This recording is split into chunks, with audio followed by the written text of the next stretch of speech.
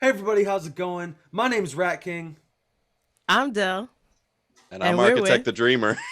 and we're here to interview Architect the Dreamer, that guy. It's gonna be super dope. I'm excited. It is a pleasure to meet you, my friend. It's a Uh, pleasure to meet you as well.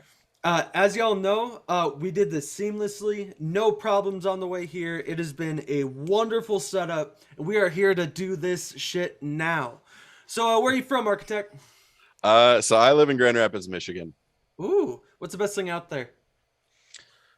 Best thing in Grand Rapids. Are we talking food? Are we talking like scenery? Are we Ooh, talking all of the just above. in general? So I live about 40 minutes away from two separate beaches that are right on Lake Michigan, which is pretty awesome. Ooh, Food wise, we have a burger place called Stella's, which in 2019 was GQ's Burger of the Year. So they have ooh. really, really good like stuffed burgers. So that, and then there's a breakfast place called Wolfgang's, which is the greatest breakfast place on the planet. Like if you watch Ooh. Parks and Rec and the place that they go, but like way better and a lot more bacon, like that's That's That's what's up. yeah. hmm. So those are my favorites. You said Stella's too. What's a stuffed burger? Just before, like, So it depends. Like they've got like like what a cordon bleu is. They've got like that kind yeah. of a thing with a burger. They stuff it with peppers and really Oh, whatever. It's like I don't know their process, but I'm assuming that they take the beef and they like roll it out, put the yeah, yeah, stuff in it, yeah, and then fold it over. So they're really That's like good. the best method, yeah. honestly. We got those Juicy Lucy's come from out where I'm from, so I feel that Okay. like I love Juicy Lucy's. All right, that's dope. So, now to get into the music, of course. I was looking on your profile, and you had a very unique description of ranging from hip hop, pop, pop punk to hardcore. Mhm. Listening to some of your stuff, I would say you actually branch out to even more than that, which is Oh really yeah. impressive. What brings you to do that? Like, why do you feel the need to like go and make different music of different genres? If that makes sense. Yeah, so I have a plethora of influences. So there's a lot of stuff that I listened to growing up, a lot of different, literally everything. Growing up, my dad was in the music industry and in the Christian music industry, so I grew up around a lot of that. And then when we moved to Michigan, I was like 9 or 10 years old, and I went to an all black school for a couple of years and got thrust into hip hop real early, like Illmatic and I think Year of the Dog was like Ooh, two of my first hip hop albums, DMX Okay, and okay. Nas. So I've always loved hip hop. And then when I got into high school, I kind of morphed into more of like a pop punk emo scene kid. And so I have lots of different influences, and I've performed lots of different stuff. So I played and toured in pop punk and metal bands in my late teens and early 20s. So I have ooh. a lot of experience with that. And then hip hop has always been my first love. So that's kind of at the root of everything I do. But honestly, making music for me is entirely mood based. So depending on how I'm feeling is going to depend on what kind of music I make. If I'm feeling angry and aggressive, it's probably going to be pop punk or metal. If I'm feeling or like some straight up like I don't know, hardcore hip hop rap vibes Yeah. where I'm just like super aggressive with it and F Hobson kind of stuff. Uh and but then like I've in the last year I've put out two straight up like Adele piano ballads, and my most recent single is with my boy Kingish, shout out to him, which is like a straight up country track. So like which I'm not a huge lover of country music. I love old school country like Merle Haggard and Johnny Cash and Hank Same. Williams Sr. and Willie Nelson and stuff like that. Me Uh too. real old country that you would like sit out on the front porch with your grandpa while he's like Hmm. holding onto a shotgun and drinking an Arnold Palmer. Get that Marty Uh Robbins going, baby. Memories. just painting a picture. But yeah, it's really just I when I started my career, I had a lot of people telling me to find a lane and stay in it, and that's how you were going to be successful. And I was kind of like, fuck that. I'm going to make what I want to make. So that's really what I did. And in the beginning, it was difficult. It was difficult to gain traction because I think there was the small audience that I had was confused when they would especially like on social media, they would see a video of me rapping, and then they'd see a video of me covering a Day to Remember song, and they're two totally different sounds and genres entirely. But on my social media pages, I call myself a genre fluid music maker, Yep. because I really just I'm gonna make what I want to make. And now that I've finally started growing an audience and really building a following, it's one of the things that they love about me the most. And it's the biggest comment that I get is like, you can literally just do anything. You're so versatile. And I'm like, Literally. that's what everybody was telling me not to do. But I stuck to my convictions, and I was like, this is who I am as an artist. Like, this is what I do. This is my process. Like, depending on how I'm feeling is going to depend on what music comes out of me that day. So Absolutely. I do just want to vouch real quick, by the way. Before doing this interview, I was listening to a lot of your stuff. I've listened to a bit before that, of course, too. But going through this like most recent time, you're not kidding. You cover so many different genres and do it it's almost effortless. Like I swear, you know what I mean? Like there were some of them I have written down. Backwoods you brought up. That was yeah, your latest. It, yeah. it really it does do the country rap thing flawlessly. Like a lot Yeah. of songs try that and can't pull it off. But anyway, I just wanted to vouch for you. Like you really do like kick But ass on that. but the song right before that is a song called "You're Enough," which is a straight up piano ballad. Yeah, Like it's like a slow song. I is that the one I have written down? I had Yeah, somebody you're enough. legitimately, yeah, somebody called me the male Adele, and I was like, okay, Yeah, it like reminded me of like a she's slower incredible. Linkin Park song, if that makes sense. Like, Oh yeah, like Yeah, for sure. Hands Held High, and like some of the stuff that they did later on in the. I mean, Linkin Park's my favorite band of all time, so that hey, makes me sense. too. Hell yeah. Mike Shinoda's my biggest influence in the world, from a lyrical perspective, from production, and the actual instrumentation. Like a lot of people don't know that he was very, very critical in the actual like musical side of the songwriting process for Linkin Park. Like he plays every instrument, he sings, he raps, he does everything, and there will never be another Chester. But if you've followed him as a solo artist, you can just see how ungodly talented that man Mike is. And Shinoda, yeah, dude. That's yeah, crazy you bring him up. Didn't he just isn't he like leading Universal Music Group or something right now? He like just got promoted into like a really big position with that. it's Cause like possible. because I am a huge Mike Shinoda guy myself. Yeah. That's crazy. How have I not met you? What the fuck? I That's told you some you were gonna love him. That's what I I mean. told This is you. a guy. All right.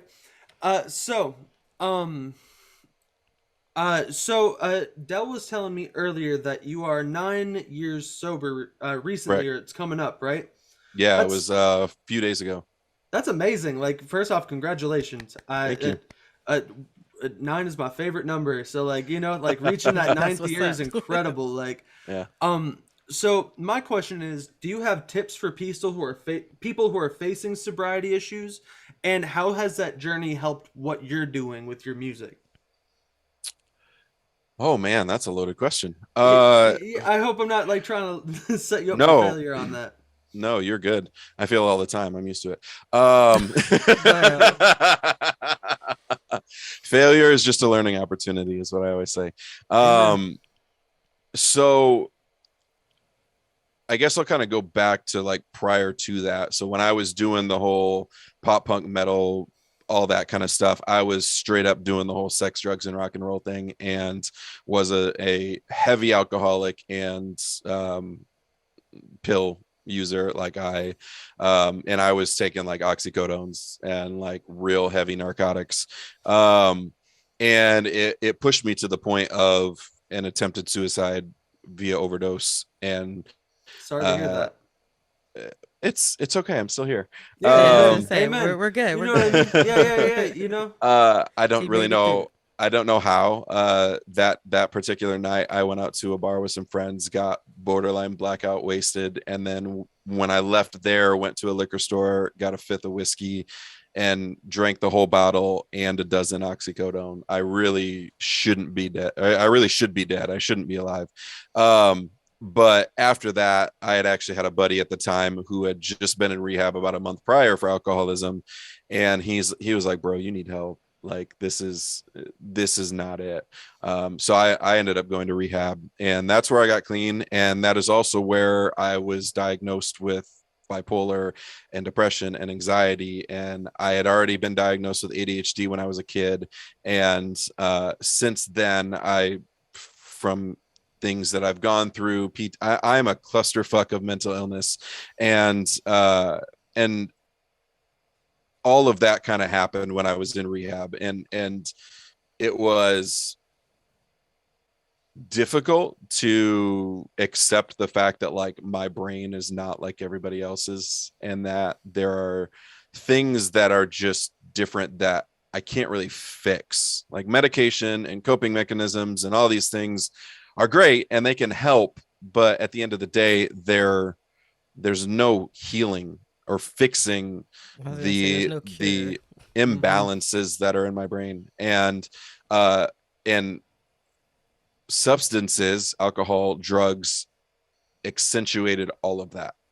And so the anger issues that I had when I was high or drunk or whatever were just exponentially increased, and all sorts of things. And so when I finally got clean, it really was like this is the only path that I can go down, because if I go back to what I was doing, I really won't be here. And at that point, after the first year was incredibly difficult, especially because I basically had to cut out everybody that was in my life, because all of them were still doing that and living that lifestyle. And I walked away from music in 2013 entirely. I stopped doing anything for about 5 years. And it was simply because doing anything music related took me back to that place. And so it was like, all right, I'm going to fill my time with other things, and my music career is done, and I had a good run, but it's time to grow up and move on to other things. And so to kind of answer your question, like for people who are struggling with addiction, the only person that can change that is you. And if you're waiting around for till you hit that absolute rock bottom, or if you're waiting for the right person to come along that's going to be able to convince you that what you're doing is not okay or whatever, you're never going to stop. You have to, and I have no judgment for anybody who partakes of anything. Whether you are a casual drug user or a drinker or whatever, like you do your thing as long as you're being responsible and you're not harming anyone else. Like I don't judge. I have no problem with people who drink. I have no problem with, I don't suggest doing hard drugs, but yeah, I feel you.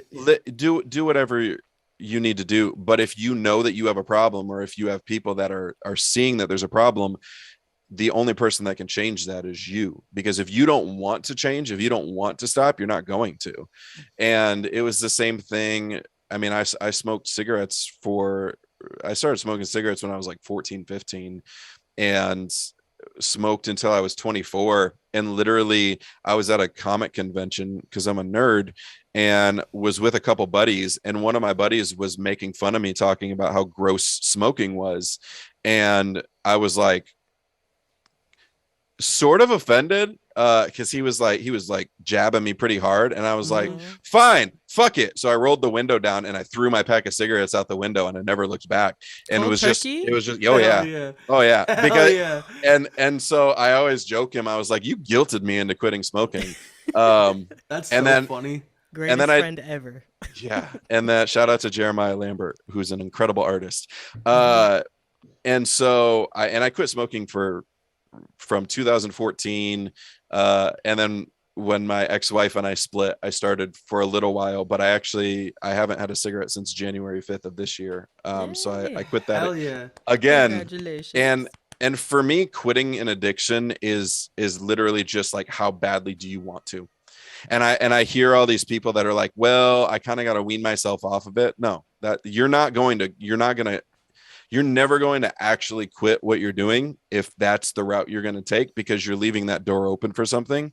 So it comes across as harsh when people ask me, but like, if you want to quit, then fucking quit. Like it's on you, and you need to just make the choice that you're not going to do it anymore. If it's affecting your life, if it's affecting you negatively, then that's on you. And when I tell people that, a lot of times they're like, ooh, is there a gentler way you can say that? And it's like, no. Do you want to kill yourself really.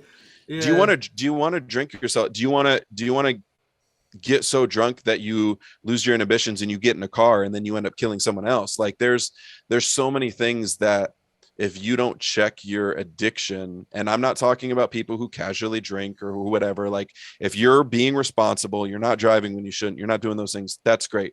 But for people who it is a recognized and an actual addiction, if you are trying to fill a void in your life, if you are trying to drown out your life by doing whatever it is, it doesn't even have to be a substance. If you're if you're a workaholic, if you're a gambler, if you're like whatever, like it doesn't matter. If you're using that as a way to avoid your real life, then it's an addiction, like straight up. And it's up to you to make that choice. And it's hard.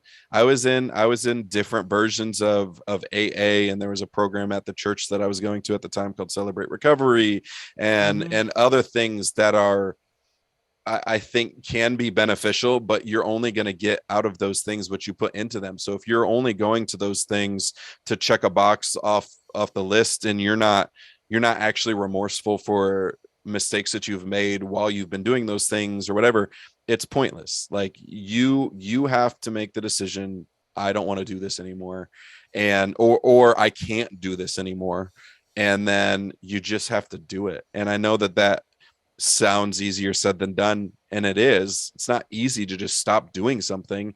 And if you're addicted to something that's intense, like if you're using heroin or cocaine or something like that, like you're going to have negative consequences during the quitting process, but at the end of the day, it's going to save your life. So absolutely. Thank you. That was. I feel like you should be in a Nike commercial. You know, like just. I was gonna say. No, honestly, that's one of those answers that legitimately can help people. You know what I mean? And like I appreciate you for that, because it's not easy to get vulnerable all the time. You know what I mean? So like that's me. Thank you. Yeah, well, no, genuinely though, like literally in his music, that's where you hear the passion come out. That's actually was going to be my next question. That now that you bring that up. So I listened to your song "You're Enough." You kind of brought it up earlier as well, but the thing I got from that is that you have a strong understanding of how you feel on mental health and and emotional health, and so like when you're talking about those things in your songs now, as compared to like what we had in this previous question, this is going to sound kind of like a goofy question. Do you keep up with like a rhyme scheme with it, or do you really just like try to write everything from the heart? Is there like a technical skill you feel you have to balance with that? You know what I mean? Oh, the writing process? That's a really good question. Everything that I do is kind of, it works together. It's cohesive. So there are certain messages that I want to convey, that I want to deliver when I'm writing a song, and I will do everything that I can to be as authentic to the feeling I'm trying to evoke, while also making it sound good. Because there's a lot of musicians that are very, very good poets. They're very good poets. I'll say that. There's a difference between being a poet and being a songwriter. You have to, because poetry is anything, right? Poetry can be free verse. There can be rhyme schemes. There can be all sorts of different elements to it. There can be more spoken word type stuff, which is a close relative to rap and hip hop. There's different elements within that. But when I'm writing something, I generally don't have like all right, these 4 bars are going to rhyme with this word, these 4 bars. A lot of my stuff ends up turning out that way, but that's primarily just because I end up saying what I need to say in those 4 bars before I move on to the next stanza or to the next part of the verse or whatever. And so sometimes to be honest, it changes with every song, like sometimes there are certain words that I want to say. So for instance, I played you guys a sample of a new track before we started recording, and there was an image I wanted to paint about the hell and everything that I've gone through. And so I really wanted to incorporate the visual of Dante's Inferno in that. And so when I started writing that verse, that was something that I already had in mind. So then I took that and I kind of reverse engineered the process to get to that point. And if you talk to freestyle rappers, which I am not, that is how they are able to do that, is they know how they're going to end the rhyme, and then everything leading up to that is off the top of the dome. But if they want to end their phrase with the word biomechanical, they're going to come up with that's where they know they're going to land.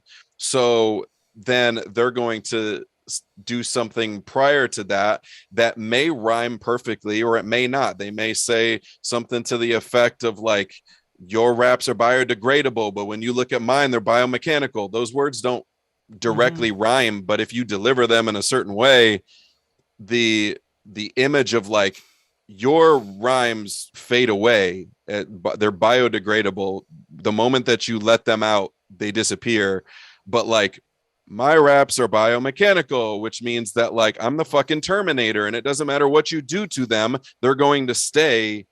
So like, that's the kind of stuff that I think about. And like, I know that I just came up with that off the top of my head. I don't freestyle in terms of like, if you were to drop a beat and say freestyle right now, I can't do that.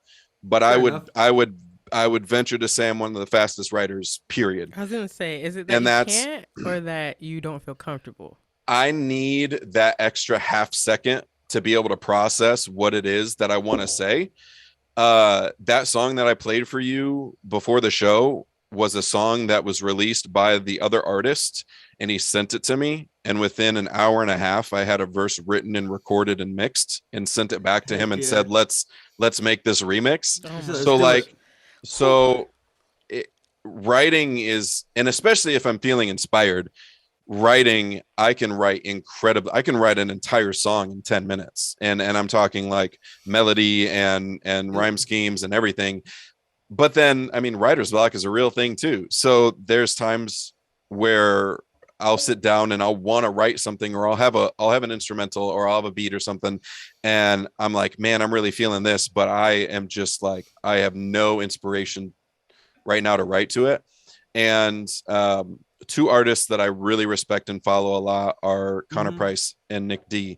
And one of the things that Nick talks about is like, if I'm working on a song and I'm stuck for more than 5 minutes, I'd move on to another song, because I could sit there for 20 minutes and try to write something, but whatever I'm coming up with at that point is going to feel forced. And so I'm grateful that I'm inspired as much as I am, because it allows me to make as much content and to write as many. I mean, I probably have 50 to 100 songs worth of verses and TikTok videos that I've made from open verse challenges or duets or whatever, that are verses that I will most likely never use in anything else. But it's a writing exercise for me. If you were to talk to a novelist, or if you were to talk to any kind of prose writer and ask like, how do I become a better writer? They're going to say, write every day. And that's really like at the core of what I use TikTok for. It's a tool for me to stay consistent, to force myself to stay consistent, and to write consistently and regularly. And it's not always every day, but a lot of times it's 3 or 4 times a week where I see something and I'm like, all right, I'm going to write a quick 16 or a quick 8 to this or something like that. And it keeps it, the more active you are with your songwriting, the easier it's going to be and the less chance there's going to be of you getting writer's block. If you're only writing when you sit down to write a song every 2 to 3 weeks, once a month, whatever, however often you're releasing music, that's the only time you write. It's no different than like going to the gym. If you go to the gym every day, 3 days a week, 4 days a week, whatever, your body is going to develop and become accustomed to that. And if you stop going to the gym for a month and try to go back, you're fucked. You're gonna have to start all over again. Lose it. Okay. Exactly. And it's the same thing with songwriting. It's if you're not and I'm talking just in the context of songwriting right now, it's the same thing. Same thing with producing. There is a very big period of time from probably late last summer until early this year where I did not touch my MIDI keyboard. I was like, I do not feel inspired to make beats right now. I don't feel inspired to make music. It's just not. I'm writing and I'm writing over things that I have from other producers, but I just wasn't feeling it. And when I got back into the groove of it again, like there's so many trash beats that I made in that first couple weeks that was just me trying to like find my rhythm again. So when it comes to songwriting, everything kind of happens all at once. I'm thinking about the message that I want to convey. I'm thinking about if it's a singing or it's a melodic, if it's not rapping, I'm thinking about what kind of a melody I'm going to put to it. If it's rapping, I'm thinking about there's something in rap called rapping gibberish, which is basically where you throw a beat on and you're just like and like I know I'm not the only one that does that. I used to think I was, but then I've like heard other rappers talk in interviews and stuff.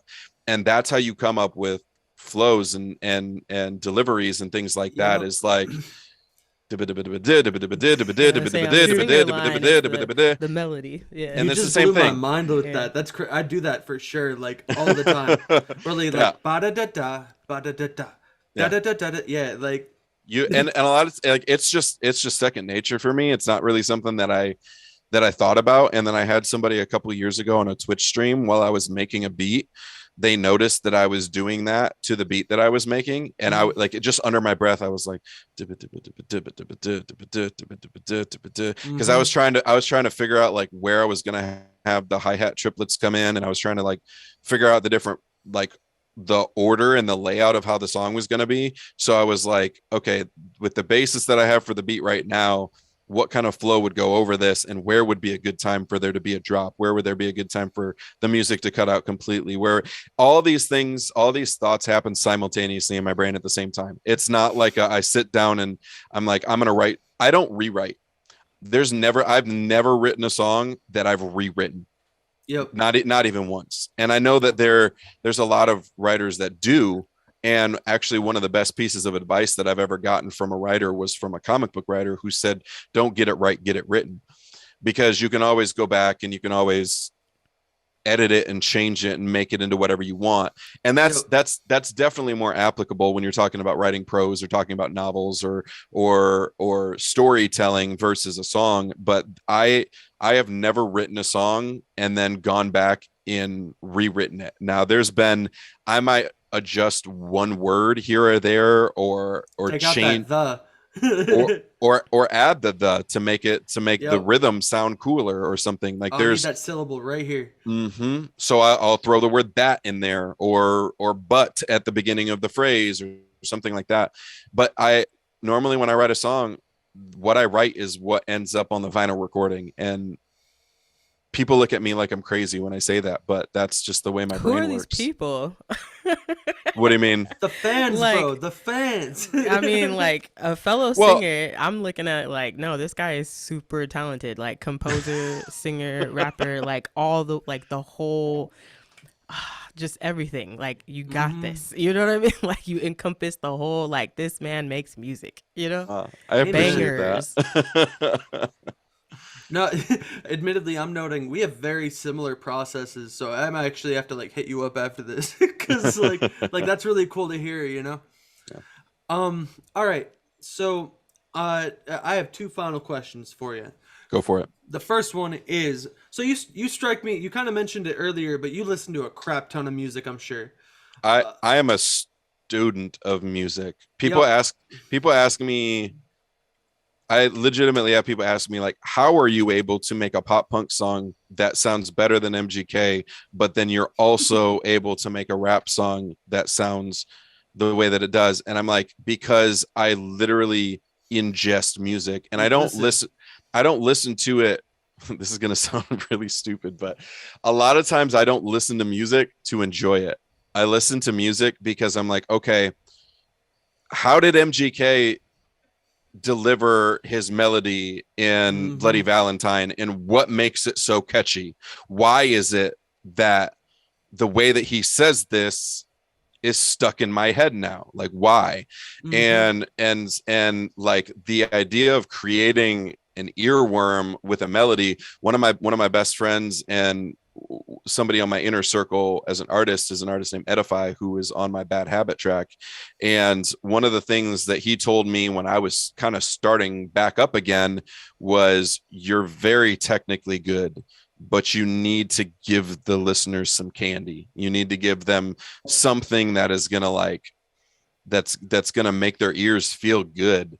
And the early stuff that I was putting out was very, it was just a lot of fast rapping, technical rapping, great lyricism, but it wasn't something that like you're going to be in your car thinking about and repeating the lyrics and stuff. I have a song that I'm working on right now called On My Way Up, and when I wrote the hook for that, I very much was like, I want this to be something that's on the Beast Mode playlist. I want this to be something that like is stuck in your head, and you're just like walking through your day, and you're just like, I have this hook stuck in my head.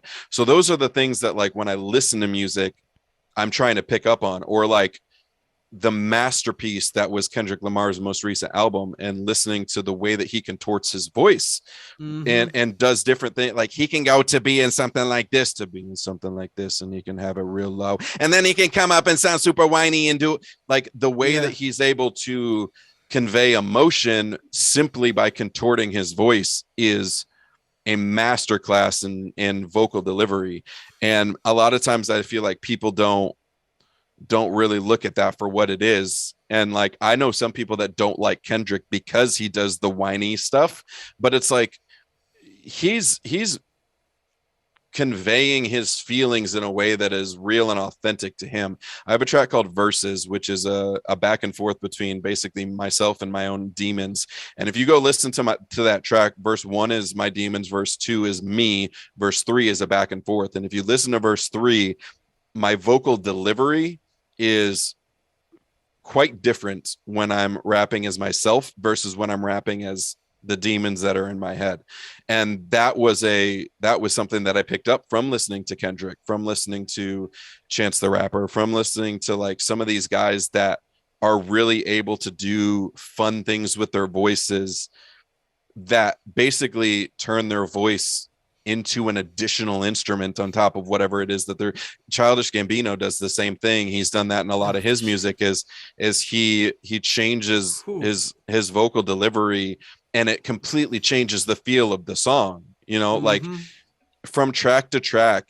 If you were to just listen to Kendrick's album and you didn't know that it was his album, you would probably think there were 6 different artists on that album because of the way that he delivers his music. So Skills.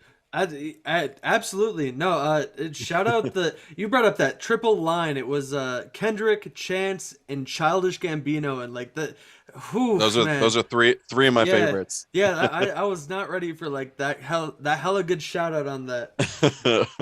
All right, so my final question is Yeah. actually down a similar vein, but if you had to pick 5 albums that really like just kind of got you there, which 5 would you pick? I know it's kind of hard and again on the spot, so take your time if you need it. I can always edit, you know what I mean? Oh my goodness. Just like 5 albums that have shaped me as an artist, 5 of my Yeah. favorite albums. Let's go shaped as an artist, and it doesn't even have to be like the top ones, just 5 that are definitely notable. Yeah. So they're probably going to surprise you. Well, I mean, the first one is Illmatic. Nas's Illmatic is, in my opinion, the greatest hip hop album of all time. Incredible. I think Nas is my number one, on my Mount Rushmore, the way that he's able to actually have deep messages within his music while also being incredibly fun to listen to. And like I don't really consider myself a conscious rapper, but I've had people say that because of how much I talk about mental health, which like Mm-hmm. when I think of conscious rappers, I think of Nas, I think of Lupe Fiasco, especially over the past few Yep. years with like the way and I know like Kendrick Lamar has said in interviews that he's not a conscious rapper, but I think there is an inherentness to what he does. Common is one of my favorite rappers of all time, and he's the same way. Uh, so Illmatic for because it's Nas, but also it was my first hip hop album. It's what made me fall in love with hip hop. So that's always gonna be my number one. Moving on from that, probably the Eminem show was Yeah, I was gonna say another such great pick. which like as a white rapper, it's something that I have faced my entire life, you know, and I think that a lot of white rappers who rap like I do, so we're not talking about the guys like Mac Miller, we're not talking about Macklemore or some of these other guys that like they kind of grew up on like West Coast hip hop. Mm-hmm. So that's the vibe that they have in their voice. But like I very much grew up in Michigan listening to Eminem and Royce da 5'9" and Proof and Yep. like very Midwest. And then like you've got guys now like NF and I know Hobson's not from the Midwest, but he's still kind of in that same vein. I think all of them, whether and even like MGK has a beef with M, but you can't if you were to ask him like who influenced him growing up, he would tell you that it was Eminem was his hero before that beef. Yep. So I mean the Eminem show and then obviously the Marshall Mathers LP, like those are kind of to me go kind of hand in hand. But I agree. so those one that will probably surprise a lot of people, but they're one of my favorite bands, and this is one of my favorite albums, is Plans by Death Cab for Cutie. Great pick. Is Jesus. You can't hit is me with that too. Come on, bro. He showed did. He did. Jesus. I am actually, they have been on my bucket list of concerts to go to my entire life, and I've always missed it. And I get to see them on July 8th. I don't know when this is going Oh, up, but I finally get to see them and check that off my bucket list. And I'm so excited. Epic. Um, album number, Congratulations. yes, I'm so excited. I don't even have anybody to go with. Like I was supposed to have people to go with, and I don't think they're going to be able to go. And I'm like, I would normally not go to a concert by myself, but like this is one that I'm like yeah. not Yeah. not That's going worth to. it. For sure. Number Boy, you better four, go. number four would probably be Futures by Jimmy Eat World. Oh, That shaped a lot of my love for kind of pop rock, pop punk. That album yeah. came out in 2004, I want to say.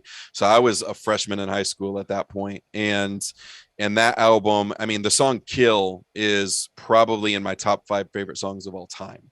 And then you've got other songs on there like 23 and I mean, there's just that is an album that I've never skipped a track on ever. That album is so good, and it's so I feel like Jimmy Eat World is so underrated and kind of gets lost in like the because they weren't as big as Good Charlotte or Simple Plan or Newfound Glory They should to a have lot been. of people. But even that or like Bleed America, like the album prior, like they were so good.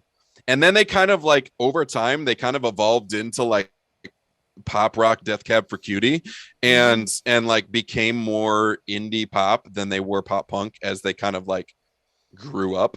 Mm-hmm. uh but and Jimmy Eat World's one of my favorite bands. And then number 5 would probably be an album called Golden Record by The Dangerous Summer. You um got me on that one. so The Dangerous Summer is a band that I opened for in 2010 when they were just kind of taking off, and they are very heavily influenced by the Starting Line. At least they were in the beginning. And so I fell in love with their music, and their album Golden Record came out the week before I got out of rehab. And when I got out of rehab, I was like, oh shit, there's a new Dangerous Summer record.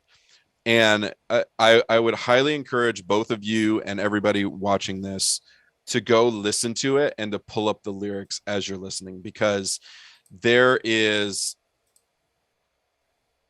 the combination of his voice, which is very, it can go from being very clean and smooth to being very gritty, which is something that I've picked up a lot of. And if you listen to my music, if you listen to Your Enough, like you can hear the smoothness of it. But then if you listen to like any song off of my album Broken Complete and the pop punk stuff, like I very much can put a grit into my voice. A lot of that, it comes from listening to that band and realizing you can do both. You don't need to just have clean vocals. You can also get grimy with it and make it sound like your vocal cords are getting dragged through a pile of glass, and the emotion that you can convey in something like that. And there's just every single song on that album was exactly what I needed when I got out of rehab. And I've gotten the chance to meet AJ Perdomo, who is the lead singer.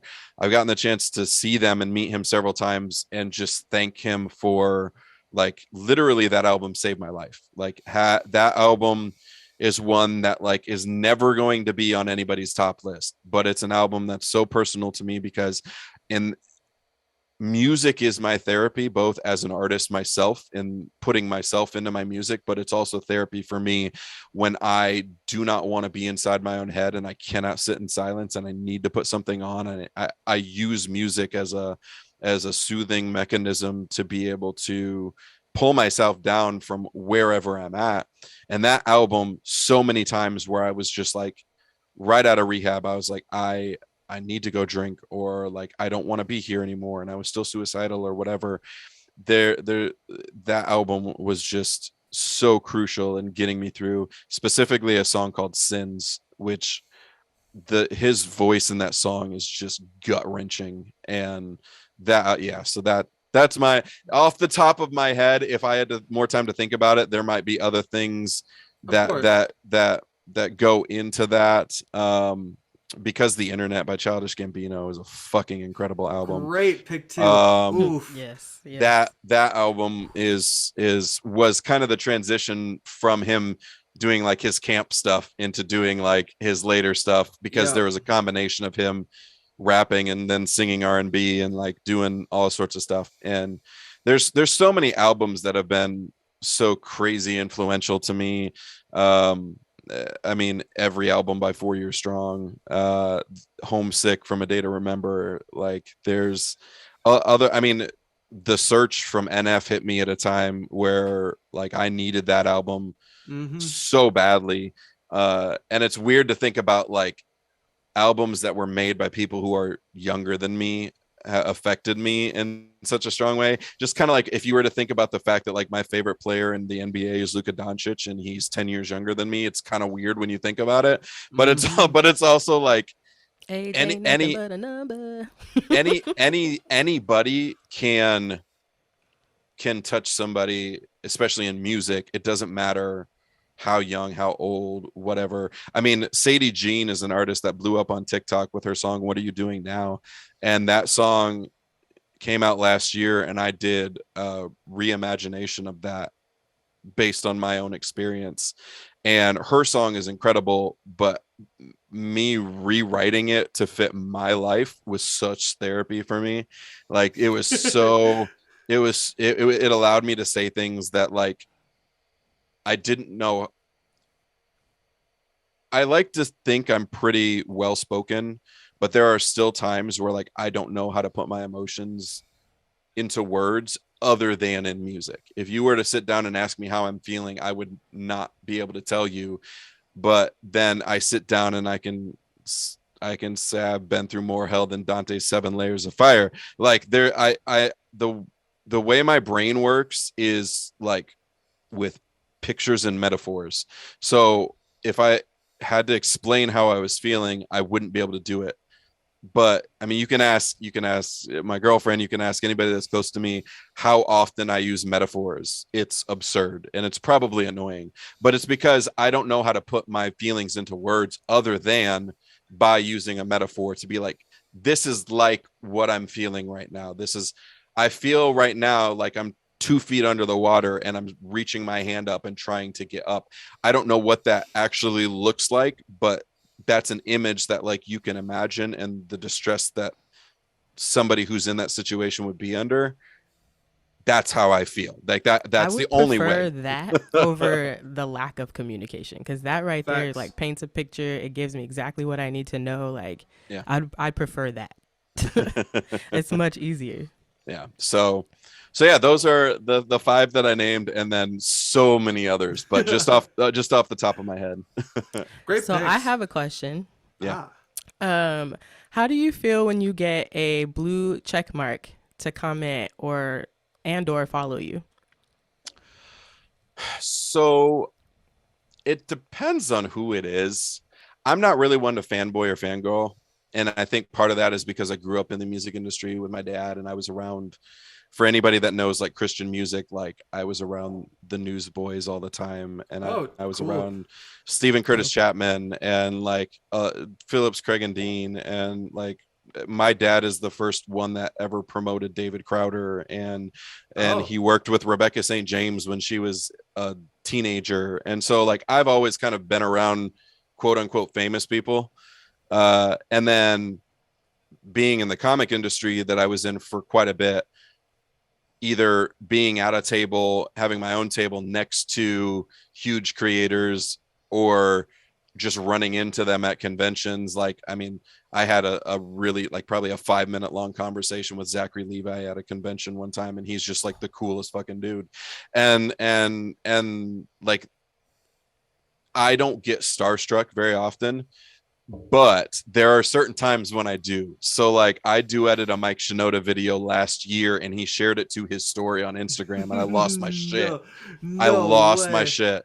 Uh and like there are creators that like it feels really good when they follow me. Like Scott D. Henry followed me a year and a half ago before I had any sort of following, and that was like a super cool thing. And then I have like Elise Myers, who sees my stuff, and now we're friends, and we've had Zoom calls, and we're like on an email and direct messaging like level. I have Jonas's cell phone number. We are able to text. Like it's weird more so than it is like it's not so much I'm fangirling or fanboying, but it's like from everybody else's perspective, these people are like giants in what they're doing. But then like I'll have a real conversation, and I'm like, you're just a really cool, down to earth person. Yeah. And I think that takes away some of that. But like there are people like off the top of my head, like Mike Shinoda, Dwayne the Rock Johnson, and probably Randy Moss are like the three people that like, which like for people who don't, Randy Moss is the greatest wide receiver of all time. Amen. Everybody knows who Dwayne Johnson is. And then obviously Mike Shinoda from Linkin Park. Those three people, if I ever got to do anything with them or meet them, I would probably have to go buy pads from the store because I'd piss myself. Um, That's such a so solid list again, too. Like like literally. there's very another really random one who I've been following since college is JJ Redick, is one of my favorite basketball players of Mm. all time, and his podcast is, if you're a basketball fan, you need to it's um I'm totally, it's the three and something, I can't think of it, but it's an amazing podcast. But there's a few people, like I have my Mount Rushmore of people that like I would probably freak out if something happened. But generally, but they wouldn't know it. So like they're like they Because I you play it cool, right? oh absolutely. There's just kind of this like natural calm that I always have to keep, even when I'm talking to people that are, from the world's perspective, famous or big time or whatever. And I think a lot of that is also just my own experience with, I ran a huge comic book writer and artist interview podcast for years, and I had people on that show that like are in a lot of people's Mount Rushmore of comic book creators. And they, I think because I've rubbed elbows with so many quote unquote celebrities or famous people, it kind of has, I don't want to say taken away, because I still understand the gravity of what that means and I'm grateful for it, but I try to look at them like they're a normal person, because every Because single really, that's day. what they want to be treated like, anyways, Yeah. right? Right, exactly. Like, I'll fangirl behind closed doors with my girlfriend or people that I love, but like, they have people fangirling and fanboying over them all the time. I want them to feel comfortable when they're talking to me, and I want them to feel like the real people that they are. I don't want them to feel like either on either side of the spectrum, like I'm judging everything they're doing, or like I'm holding them on some kind of a pedestal or something, because that's even where I'm at. I mean, even my position, I have people that have me on a pedestal, and it's incredibly overwhelming and stressful sometimes, especially when I'm in the middle of a breakdown and I like go off on a troll or something, and I'm like, that's not my proudest moment, but I'm human, Mm-hmm. and sometimes that shit affects me. That And part. That so, part. yeah. Mm-hmm. Facts. All right. Sorry for taking your 20-minute interview and making it an hour. No. Honestly, I always We love that. Are you kidding me? Yeah, I try to allot like an hour to an hour and a half when I do these, because I love talking with people about this stuff. You know what I mean? Like, I've learned so much from you. like for the record. No, by the way, that podcast, I was looking it up in the background. The Old Man and the Three with Yes, JJ yes. Redick and Tommy Alter. Yeah, phenomenal podcast. And they Good do a to know. YouTube show as well. If you're a fan of basketball, like that's the show you need to be watching, because he's so incredibly smart, and also he played in the NBA for 15 years, so he's got that knowledge. There's other NBA players that are great too. Richard Jefferson is one who's very smart, and Tracy McGrady is another one who I like listening to a lot. But JJ, I watched him back. I watched him when he was in college at Duke back in 03, 04, whenever it was. Yeah. And I've just my place, because I played a year in college, just like walk on, and I mean played throughout high school and everything. And I love basketball, and his game is like, I'm a 3-point shooter. That's what I do. I'm a shooter. And part of that is because I was born in Indiana, and Indiana just raises nothing but I farm was boy legit shooters. gonna ask. I've never asked. Have you did you play in high school? Like, Yeah. Yeah. So, oh, really? Oh, snap. and I was one of the I was one of the only white kids that did it. Like, and so I like when I played street ball at the different parks and stuff, everybody would call me the professor, because he was Grayson Boucher was That's what's up. on the And1 mixtape tour, and that was like that was me, because I was the only white kid that was out there playing in courts on the west side of Grand Rapids, where most people probably wouldn't go. But I mean, that was just normal for me. Yeah, that was Yeah, because in Tuesday. your YouTube video, you look so natural doing it. Like, What's that? you have a song where you're shooting Oh, basketball, and it's yeah. like, what? Oh, the Did you play? the Bad Habit music video. Yeah, and I'm like, whoa, he looks way too natural to just be like hanging out, you know? No. Yeah, I definitely play, and I still play. I'm just old and out of shape and overweight and smoked for a decade, and so like I'm not I can play at an extremely high level for about a game to 21, and then I need like a CPAP or something to like bring me back to life. Ice pack. Yeah. I hear that. Well, so speaking of plugging that podcast, what do you have to plug? You got anything you've been working on you want to shout out on the podcast, or like what we've been doing? Yeah, I mean, music wise, you can just search Architect the Dreamer everywhere. I'm the only one. Whether you're on YouTube or Spotify, iTunes, whatever, if you just search Architect the Dreamer, I'm there. On TikTok, I'm at ATD Music, and then on Instagram, I'm at Architect the Dreamer. Instagram and TikTok are my two primary social medias, and the ones that I stay up with the most. I have Twitter, I have Facebook, but I don't really ever use them. And then I have a podcast that's a comedy, so I do stand up comedy as well, and I have a comedy podcast with my good buddy Mikey Brown called The Yankee Hoser Show, where I'm the American and he's the Canadian, and we talk about the most ridiculous stuff. I mean, we talked about what would happen if an alligator gave you a blowjob on this last episode. So can confirm. The first title I read, alligator blowjob and teleporting boner ? Yeah, we talk. It's basically like there's a lot of times where I have to be professional, but really I'm just a degenerate, and so that's my opportunity to like just. I have a very dirty sense of humor, and Mikey and I we have fun. We're very good friends, and it's literally us just hanging out and talking about random stuff and having fun. And at the core of it, we just want to make people laugh because there's a lot of dark shit in this world. So if we can do something and we can put something out there that brings some people joy and makes them belly laugh because he found somebody who wanted him to be their tickle dom. Like, I mean, that kind of stuff is... Wait, is that a true story? That's nuts if that's the case. Oh, you need to listen to our newest episode then. I got you coming. For sure. Yeah, I actually got you. Good old Tinder escapades. You've got a comedy TikTok page, right? I do. So I'm starting to post more on that now that the podcast is kind of underway. We'll be posting clips and stuff there, but that's at Jay Does Stand Up, both on Instagram and on TikTok. So like Jay or Jay? Jay.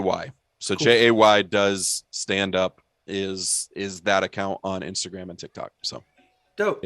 Called Neuroverse, which is an 8D version of 10 of my favorite singles I've released over the last year and a half or so. So it's songs that I've already put out. Most of them were singles. One of them was on my first album. But I basically remixed them into 8D audio. You know what? Like, I love this kind of stuff. I don't know why I didn't think about this to begin with. So I just took them all, I remixed them, and that drops on Friday, June 24th. So if this comes out after June 24th, it's already out. I was just going to say, there you go. We can find the links in your bios. Yeah, I mean, everything you can find is just at hiphoperecords.com. That's my website. So you can find my music. If you're an artist and you want to work with me, whether you want me to produce for you or engineer for you, or I offer consultations as well, things like that. All my services are there, and I have a contact form there. So you can send me an email, and that's probably going to be the best way to contact me for business related things. But yeah, so that's hiphoperecords.com is my website. Thank you so much for coming on and doing this. You're welcome. And real quick, because I know it's confusing, it's hip hope, not hip hop. It's clever. I love it.